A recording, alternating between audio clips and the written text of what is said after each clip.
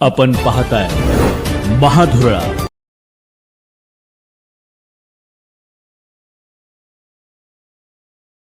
नमस्कार, महाधुरळा यूट्यूब चॅनलमध्ये मी गुरु बाळमाळे आपल्या सर्वांचं मनापासून स्वागत करतोय।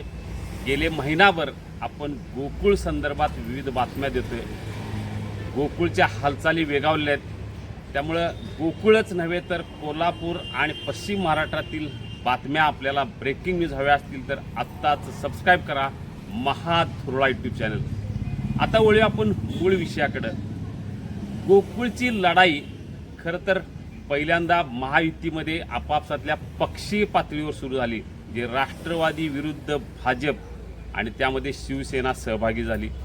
एका बाजूला भाजप आणि जनसुराज्य आणि दुसऱ्या बाजूला राष्ट्रवादी आणि शिवसेना अशी लढाई सुरू झाली। आता मात्र ही लढाई मागे पडली आणि आता थेट मंत्री हसन मुश्रीफ विरोधात महाडिक गट, म्हणजे माजी आमदार माधवराव महाडिक असू दे, खासदार धनंजय महाडिक असू दे किंवा आमदार अमल महाडिक यांच्यात आता ही लढाई सुरू झाली आहे। ज्या पद्धतीनं गोकुळच्या जुन्या कारभाराची माहिती मागितली जात आहे त्याचा अर्थ स्पष्ट आहे की आता लढाई वैयक्तिक पातळीवर येऊन पोचलेली आहे आणि ती जावयापर्यंत पोचलेली आहे। काय नेमकं प्रकरण आहे? 2 दिवसापूर्वी गोकुळमध्ये दोन्हीकडनं काही माहिती मागवण्यात आली। त्यात पहिल्यांदा माहिती मागवण्यात आली की कोल्हापूर आईस फॅक्टरी आणि गोकुळ मिल्क सप्लायर आणि गायत्री कोल्ड स्टोरेज या 3 ज्या काय सप्लायर आणि कंपन्या आहेत, संस्था आहेत, त्यांची माहिती गेल्या 5 वर्षातली किंवा त्यापूर्वीची माहिती मागितली कुणी तर मुश्रीफांच्या समर्थकांनी। याचा अर्थ सरळ आहे की या ज्या संस्था आहेत त्या माजी आमदार महाडिक यांच्याशी संबंधित आहेत। त्यातली एखादी संस्था त्यांच्या जावाई विजय ढेरे यांची आहे आणि गेले अनेक वर्षे पुण्यातील जे काय दुधाचं वितरण गोकुळचं आहे ते त्यांच्याकडे आहे आणि त्याची माहिती आता मागितलेली आहे। याचा अर्थ सरळ आहे की एकीकडं महाडिक यांच्याशी संबंधित असलेल्या जावयांची माहिती मुश्रीफ समर्थकांनी मागितली आणि दुसरीकडं गोकुळच्या माजी संचालिका शौमिका महाडिक यांनी सुद्धा गेल्या 5 वर्षातल्या विविध माहिती गोकुळ संदर्भातली त्यांनी मागितलेली आहे। गेल्या 5 वर्षात त्यांनी अनेकदा लेखी माहिती मागितली सत्ताधाऱ्यांच्याकडे, पण फारशी माहिती काय मिळाली नाही। त्यामुळे आता प्रशासक येताच त्यांनी पुन्हा एकदा हीच माहिती मागितली। विविध खर्चासंदर्भातली आहे, काही निर्णयासंदर्भातली ही माहिती आहे।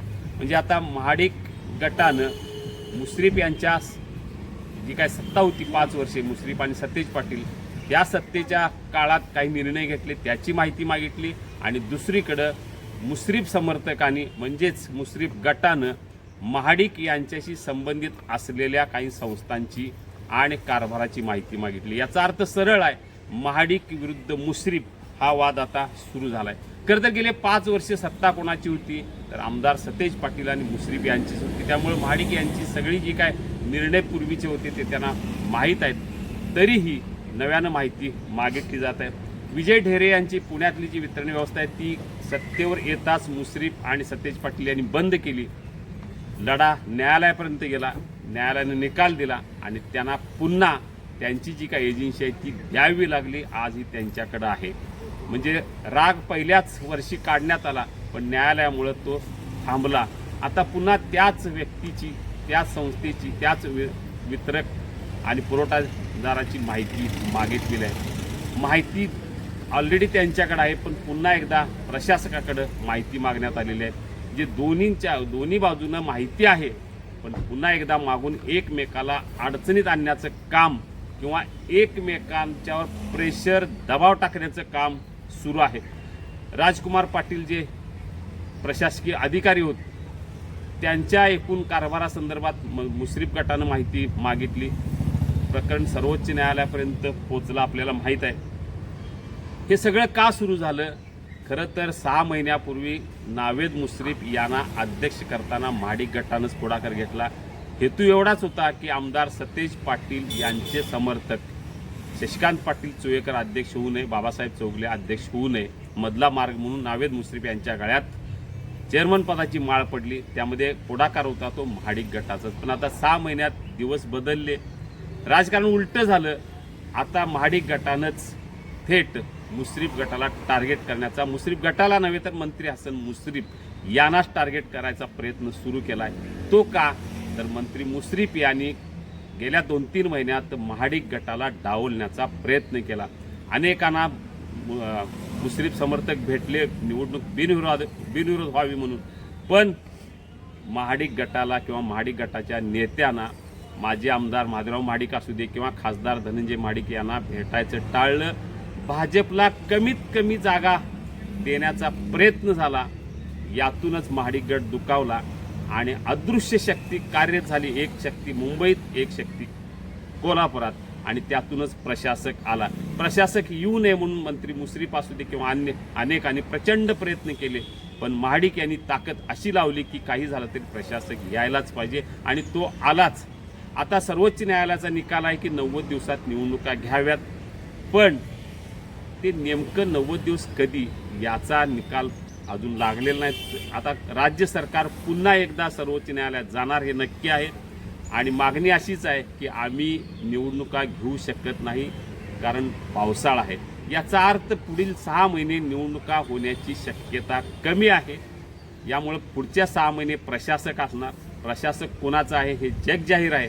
त्यामुळे महाडिक गट गोकुळवर आपला ताबा प्रशासकाच्या रूपानं ठेवलेला आहे, आणि हेच मंत्री मुश्रीफ यांना नको आहे.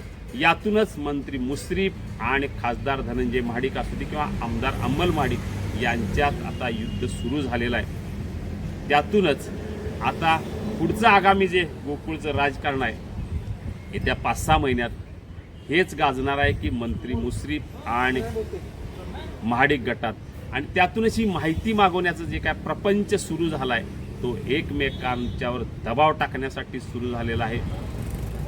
महाडिक यांचे जावई यांच्याकडं पुण्याची गोकुळची वितरण व्यवस्था आहे, ती थांबवण्यासाठी प्रयत्न झाले पण ते सुरू आहे. आता पुन्हा नव्यानं तेच प्रकरण उकरून काढलेलं आहे. आता यापुढे आणखी अनेक प्रकरणं उकरून काढले जातील. सर्वोच्च न्यायालयात 31 लाख रुपये गेल्या आठवड्यात भरल्याचं प्रकरण आता चर्चेत येऊ लागले. याशिवाय 5 वर्षात किंवा त्याच्या आधी जो अनावश्यक खर्च झाला, हॉटेलिंग असू दे किंवा अन्य काही खर्च असू दे, त्याचाही आता उहापोह सुरू झालेला आहे. याचा अर्थ आता गोकुळवर पक्षी पातळीवरची लढाई एकीकडे सुरू असताना आता व्यक्तिगत पातळीवर लढाई सुरू झाली आहे, आणि या लढाईचा शेवट असाच होणार आहे की कमीत कमी जागा एखाद्याच्या पदरात टाकून, दबाव टाकून निवडणूक बिनविरोध करण्याच्या दृष्टीनं हालचाली होतील. त्याला वेळ आहे, 6 महिने आहे, अजून पुलाखालून बरंच पाणी जाईल.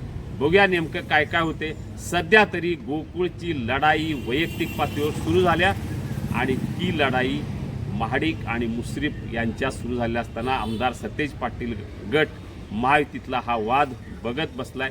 त्याचा फायदा काय होईल, कारण त्यांनी सतेज पाटील यांनी स्पष्ट केले जे आपल्यासोबत येतील त्यांना सोबत घेणार आणि निवडणूक लढवणार. बघूया आता सतेज पाटील यांच्यासोबत कोण जाणार. महायुती म्हणून पुन्हा एकत्र येत असताना निवडणुकीला हे सगळे कसे सामोरे जाणार, आणि पुन्हा एकदा मुंबईतनं अदृश्य शक्ती कशी कार्यरत होणार, यावरच बरंच गोकुळच्या सगळ्या हालचाली अवलंबून राहणार आहेत. धन्यवाद. आपल्याला अशाच गोकुळ संदर्भातच नव्हे तर इतर सगळ्या ब्रेकिंग न्यूज, राजकीय विश्लेषण हवे असेल तर आत्ताच सबस्क्राईब करा महाधुरळा यूट्यूब चॅनल.